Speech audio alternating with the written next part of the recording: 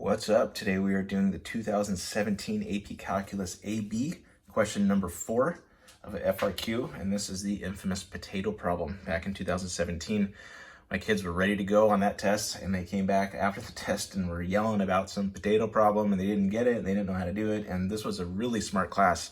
So I figured I had done something wrong. I had not taught them something. So when I finally got to see it, it looked like it was Newton's law of cooling, which I don't teach them that until the end. After the test. But no, it's just a differential equation problem, a lot like many of the other ones we've gone through. So I'm making these videos now because we are all in quarantine because of the coronavirus. So hopefully this helps somebody at some point. So this is part A. Let's just get into it. I'm having my students now keeping a log of all the different words that are going to trigger, okay, we do derivative or we do integration. And when it says write an equation for a line tangent, that instantly makes me think, okay, we're going to find the slope. We need to find the derivative, and hey, lucky for us, they already gave us the derivative.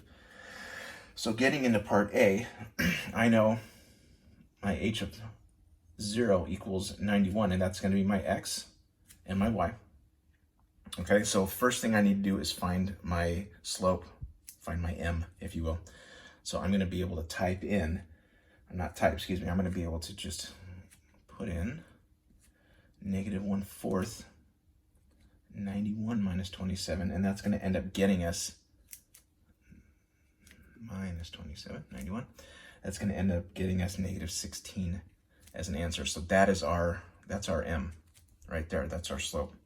So now when we create our problem, we're going to have y minus y1 equals m times x minus x1. And simplifying this a little bit, I'm going to get the 91 over to the other side, and I end up getting this. This is my equation for the line that's tangent, okay? And now they want us to, what is it, at time of 3, so our x is going to be 3 in this case. So I'm going to say y equals -16 times 3 plus 91, and that's going to end up getting me 43 degrees Celsius. So that's your answer for part A. Part B, as I was going through this is a huge flag for you. If we're copying stuff down and if you're keeping a log of what to do when, this is a big one. When you see second derivative, that's instantly, you got to think back to when we're doing curve sketching, and we talked about the second derivative finding concavity, right? Concave up, concave down.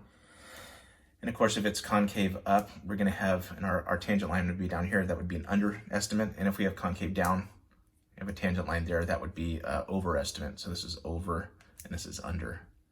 So that's going to all come into play as we're finding the second derivative. So going back to our first derivative here, we're going to take the second one out of there. So we want our second derivative, dt squared.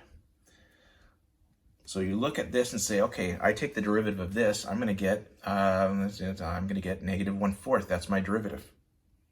It's not, okay? Think back to when we did implicit differentiation. If I had dy dx, and I told you guys to find the derivative here and said x squared, let's just keep it real easy, x squared plus y squared. And we found the derivative of that. In fact, let's keep this. If we found the derivative of this, this would be 2x. And then remember, your teacher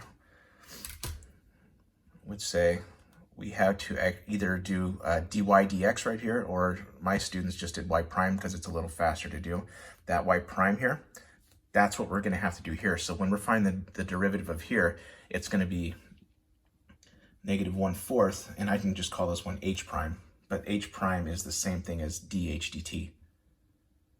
So in this case, I'm going to say it's -1/4, and then dh dt equals -1/4 times h minus 27. So think of that as implicit differentiation. That's why we have to do this, and that's why it's not just 1/4. If we were finding the derivative of t, then we're good to go. If this was a t, your answer would just be -1/4. But since it's not, since it's an h, we need to do implicit differentiation. So we're going to have 1/16 h minus 27. And looking back, it says, back in our problem, it says the potato is greater than 27 degrees Celsius at all times. So greater than 27. So this is h right here is always going to be bigger than 27, which means this is always going to be positive. So a positive times a positive is going to give us a positive. Okay. Since this is positive here, we are going to be concave up. And since we are concave up, that is going to be an underestimate. Underestimate.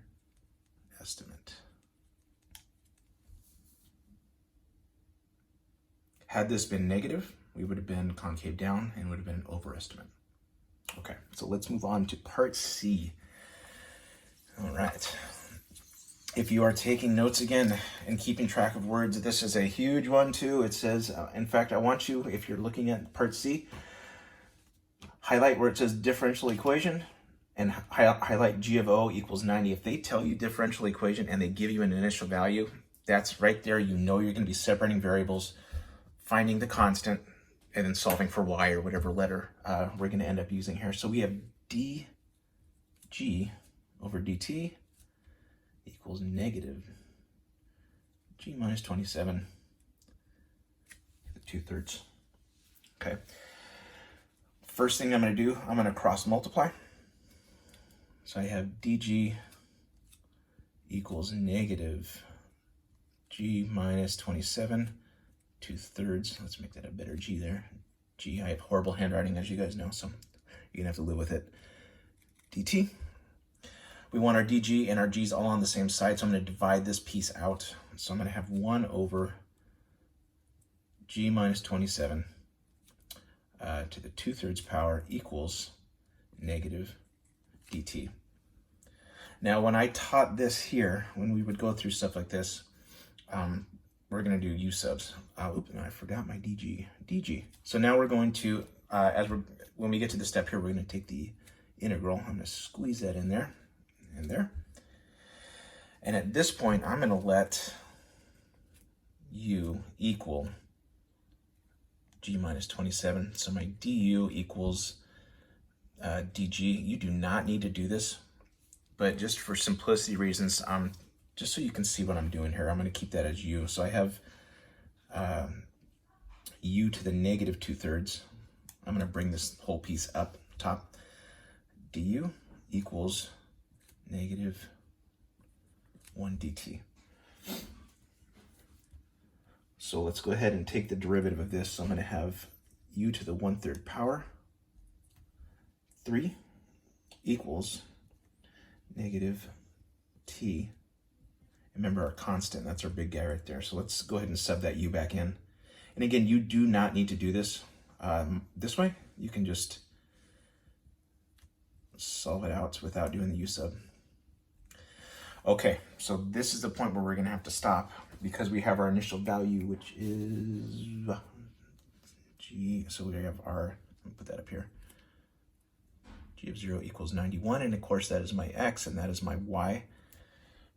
Okay, or in this case, it is my, no, we'll just plug it in. Okay, so we have 3 times 91 minus 27. So let's change this to g and t, right? Just so we can use the same ones. Third equals negative 0, which is just 0, plus c. So 91 minus 27 is 64. The cube root of 64 is 4. So I have 3 times 4 equals c, which is going to give me 12. Am I off the screen? I am. So I'm going to say that equals 12. So going back to this step here, I'm going to replace that c with the 12.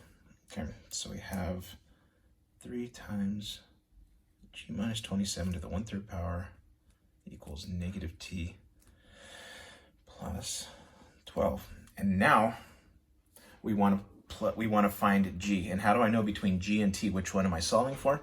Because they tell us the very last line of c, they want to know when t equals 3. So we're going to be substituting that 3 into this t here, but I need to get g all by itself. So let's do that. This is all algebra, which is mostly what calculus is anyway. 1/3, I'm going to divide both sides by 3. Negative t plus 12 divided by 3. And now I'm going to do to the 3rd power.